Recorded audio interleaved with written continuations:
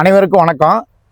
நம்ம விவசாயிகளுக்கு இன்னைக்கு ஆத்தூர் அம்மம்பாளையத்தை சேர்ந்த முன்னோடி தீவிர விவசாயி அண்ணன் கௌதம் அண்ணன் ஒரு வீட்டில் இருக்கிறோம். அவர் தோட்டத்தில் பார்த்துட்டு இருக்கிறோம்.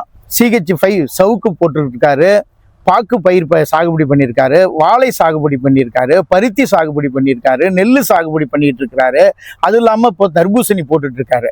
இது மாதிரி பல்வேறு பயிர்கள் அவருக்கு அனுபவம் இருக்குது. அவர் பட்டி அப்படிங்கிற இண்டோபோக நிறுவனத்தினுடைய பொருளை பயன்படுத்தி இருக்கிறாரு.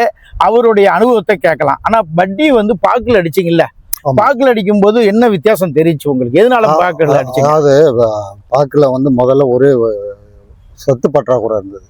இப்போ அதை ஸ்ப்ரே பண்ணதுக்கு அப்புறம் மரம் கிரீனிஷா இருக்கு, நல்லாவும் இருக்கு. காய் கொஞ்சம் பாலை விடுறது எல்லாமே.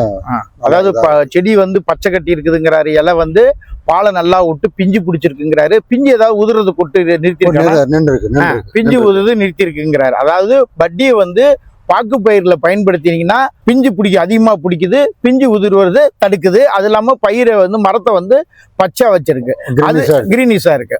அதே வாழையிலையும் பண்ணிருக்கோம். வாழையில இலை ஏதாவது வித்தியாசம் பாத்தீங்களா? நல்லா இருக்கு, கிரீனா இருக்கு.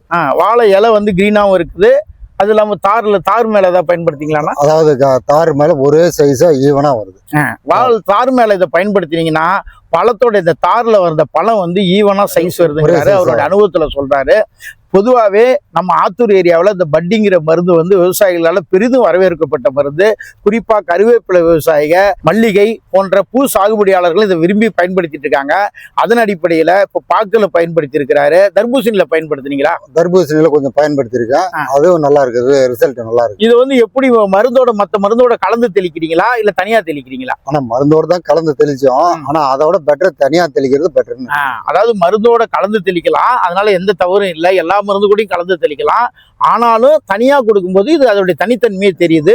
மேலும் இது தெளிக்கிறதுக்கு மட்டும் பயன்படுத்த தேவையில்லை, தண்ணியிலையும் விடலாம். அதாவது பயிருக்கு தண்ணி கட்டும் போது சொட்டு நீர் இருக்கிறவங்க சொட்டு நீர்ல விடலாம். தண்ணி கட்டும் போது ஃபெர்டிகேஷன் முறையில தண்ணியில விட்டாலும் வேறு பகுதியை நல்லா இழுத்து பயிரோட வளர்ச்சியை அதிகரிக்குது. அதனால விவசாயிகள் இப்போ அண்ணன் பாக்குல பயன்படுத்தி இருக்காரு, தர்பூசணியில பயன்படுத்தி இருக்கிறாரு, வாழையில பயன்படுத்தி இருக்காரு. இந்த 3 பயிர்லயும் அவர் குறிப்பா பருத்தியில பயன்படுத்தி இருக்கிறாரு.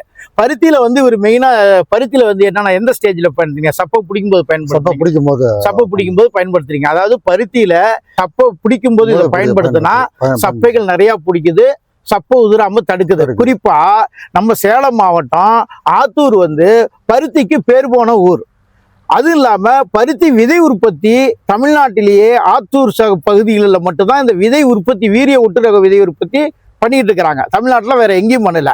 அதனால பருத்தி வீரிய விதை உற்பத்தி செய்கிற விவசாயிகளும் சரி, பருத்தியை கமர்ஷியலா பயன்படுத்துகிற விவசாயிகளும் சரி, இந்த பட்டியை பயன்படுத்தினீங்கன்னா அதாவது சப்பை வைக்கிறது அதிகப்படுத்துது, சப்பை உதிராம தடுக்குது, காயோடைய சைஸ் அதிகரிக்குது, பருத்தியில அதிக மகசூல் பெறத்துக்கு இது உதவியா இருக்கு. அண்ணெல்லாம் வீரிய ஒட்டுரக பருத்தி உற்பத்தியாளராகவும் இருக்கிறாரு, கமர்ஷியலாகவும் பருத்தி சாகுபடி பண்றாரு. தொடர்ந்து பயன்படுத்துறீங்களா?